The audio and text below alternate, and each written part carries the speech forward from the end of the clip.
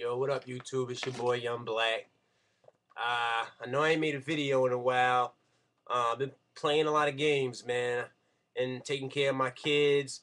Also, I just got hired at GameStop, so I started working. So I got a lot less time on my hands, but I ain't forgot about you guys.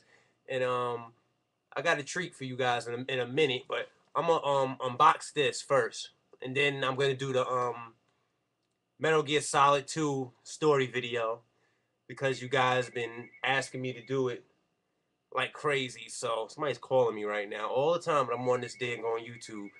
But I'm gonna do the Metal Gear Solid story video. But hold on, let me see who's on my damn phone. If I can find the phone.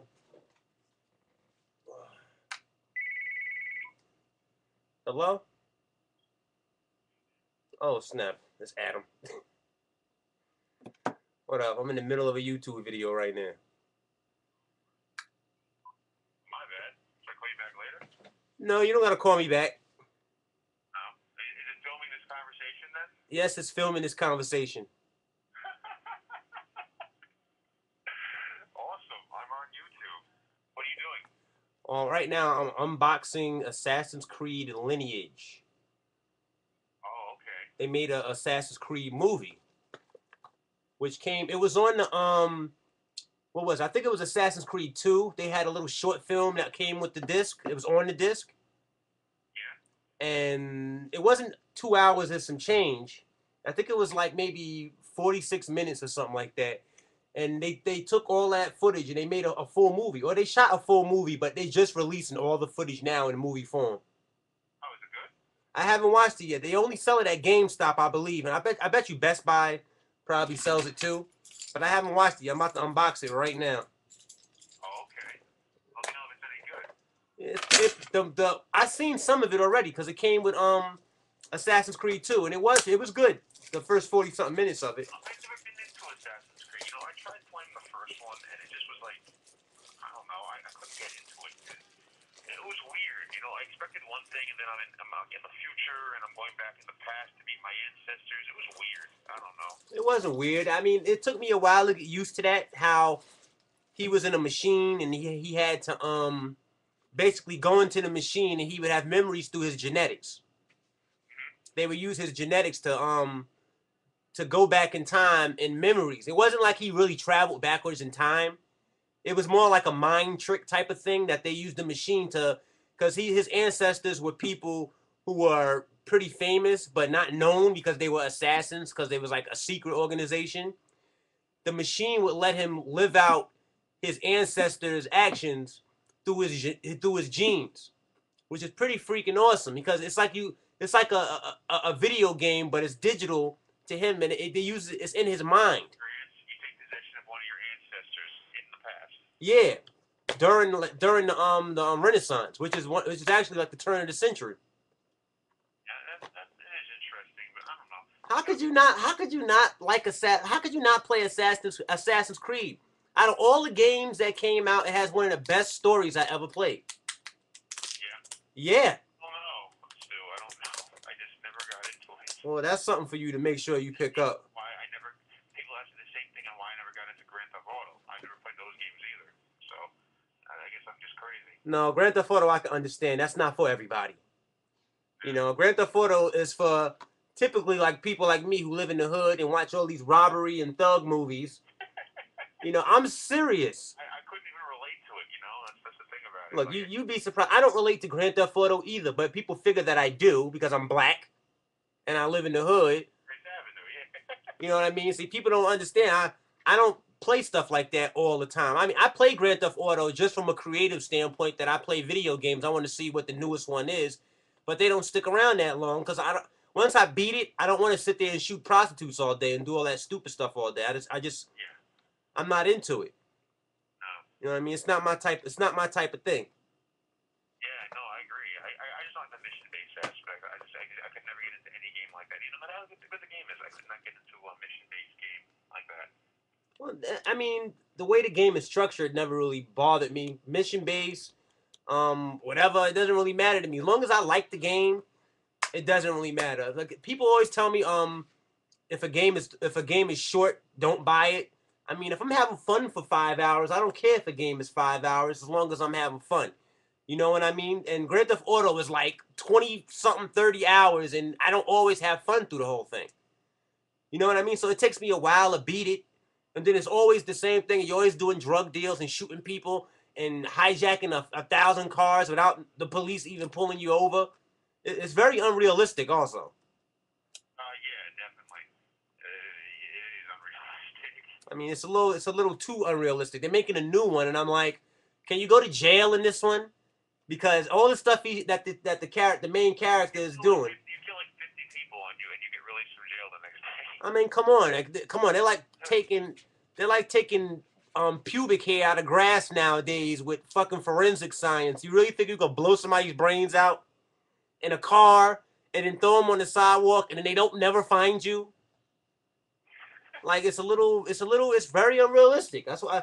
And not to say every game I play has to be realistic, but just the fact that that game is so unrealistic and it connects with you on a real level because it's supposed to be like the real world. You know what I mean? And then it goes so the other direction with all the crazy chaos that nobody in their real life is really doing and getting away with. You know what I mean? So Grand Theft Auto is a good game. It's just too fake for I me. guess if you have a game like Grand Theft Auto, which is prides itself on realism when it comes to the city, Liberty City, and it's, stuff stores you can go into and cars you can drive. It does lose its attraction when you get like you kill 50 people and there's no consequences.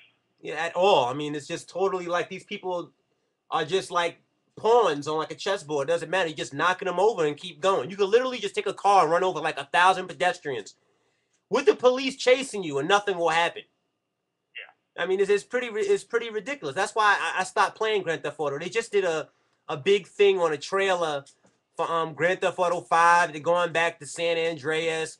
I was kind of happy about that, but they didn't bring back the black guy. We playing as some white dude who just moved out to San Andreas, and he has kids there, and he's trying to have a family, and he thought that he was gonna have the white picket fence life, and then they never explain what happens after that. They just show the guy he's robbing banks with two other guys that you don't know who they are in the trailer.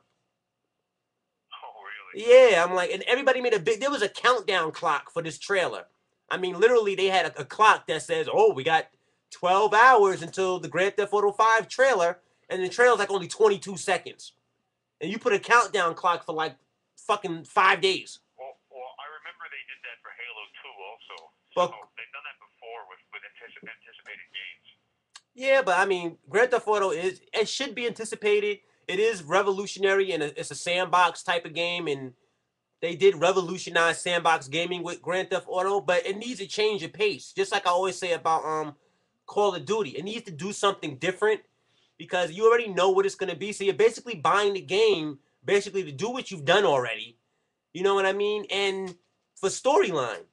And the storyline to me is not always creative in those games at all. So it's like basically you're buying the game for chaos. The newest version of Chaos and Mayhem they got out that they That's really all I use it for because, quite frankly, I don't really fuck with the storyline at all. I mean, I really just play to kill people, and after that gets boring, I turn it off and never play it again.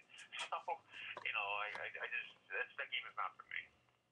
Yeah, well, I buy the Grand Theft Auto games. I just don't keep them. I'm not gonna sit here and collect all of them because they're not all worth anything. To me, the best Grand Theft Auto to come out is Grand Theft Auto 3. That right there still is the best Grand Theft Auto I ever played. I mean, the main character didn't talk in or anything, but the way the game is structured, it made a lot of sense. And the exploration factor of the game is really cool. How it forced you to drive. I mean, Grand Theft Auto nowadays, the newer ones, it got so lazy you could actually pay for a cab and not use a car the whole game. Yeah. You know what I mean? And it's like, what's the point of you building this open world city if I can just hop in a cab and go to a loading screen and get to a destination? Yeah. That's pretty. It kind of takes away the title also. Yeah, yeah. No, I'm not Grand Thefting anything. I'm Grand Theft. I'm Grand Theft Taxi paying in the game basically. Grand Theft Taxi. Yeah, man. I agree with you on that. The game is not for me. Or mission-based games in general, even other good ones like Borderlands, I couldn't get into. Yeah, I played Borderlands for a while, but that it dwindled itself out too. It didn't have enough structure. It was just like it was a loot Most game. inbox games I haven't gotten. Even Far Cry 2, I didn't get into. I didn't get into that. I like Far Cry 2. It has some of the realest physics I ever seen in a video Yeah. game. It was an interesting environment, but you know what? Just like all sandbox games, I get tired of being in the same environment the entire game. You know, I need to have a sense of progress to feel like, you know, I'm making progress through the environments, as opposed to, oh, another mission at the southwest corner of the map. Oh, I've been there 15 times, all right. It's over there, you know, I can't, that bores me. Just the last time you were saving hostages, and this time you're planting C4, right? Yeah, exactly. Like, oh, I've been to this building before. I remember many days ago I saved hostages. Like, I don't know. I just need a sense. Like, I like the environments to change. You know, to have like a maybe a rural terrain in a city, and then a tropical mountain. You know, something interesting like that. You know, I don't love backtracking in games, even though you need to in some games. Like for example, Resident Evil, you do a lot of backtracking, but I still love those games because you know that the backtracking enables you to progress through another environment. And, You know, this is just the entire game is just backtracking with no sense of you know, no sense of progress. At least for me, anyway, in sandbox games. I don't know. yeah, I don't play too many sandbox games anymore because they're not as revolutionary as when I first played them. I mean, when I first got Grand Theft Auto 3, I was freaking amazed just driving around and turning the radio on and stuff like that. Yeah, All of that stuff is like nothing now. You know what I mean? It's like so nonchalant. Like every game does this now. There's even rip-off versions of Grand Theft Auto now. You got Saints Row, and that game is coming into its own. Even that game is trying stuff different. I seen yeah. something. Saints Row has found its own identity, definitely. Yeah, I mean, even more so now. The first two games were like straight rip-offs of Grand Theft Auto. I mean, they weren't even good rip-offs. I mean, they were really cartoonish rip-offs. You know, it was really wacky. Like they didn't really they were kind of making fun of Grand Theft Auto by how wacky the game is. This one does the new Saints Row does the same thing, but I got to give them props that they're doing stuff different. I seen a scene where they're holding the main character that you actually create. He talks now too. The main character that you create, they're taking you guys hostage on a plane, right? And the Saints are actually famous now. Don't ask me how a gang could be famous in the media. They're doing like media interviews with gang, and they're like gang members, but they're a famous gang, or whatever the hell that means, right?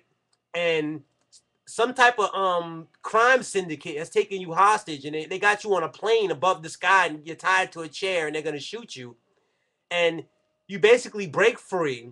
You start killing everybody on the plane, and then you grab a parachute and hop out the plane, and the guys hop out the plane after you. I mean, it's not realistic. It's kind of like Thug James Bond, but it was pretty neat that they did something different. But you hop out the plane, and these guys in black suits look like the Men in Black.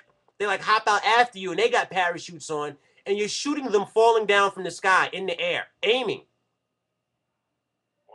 And I was like, what the hell is this? This is That sounds not. like a Saint Row game to me. Yeah, it sounds. It's Saints Row is always dramatically over the top, Yeah. cartoonish type of a thing. But at the same time, I gave them props because I was like, I didn't expect this. It came out of left field, and when people seen it, Yeah. a lot of people were like, "Oh my god, this is freaking crazy, yo! It looks really good." People are pre-ordering this game like crazy at GameStop.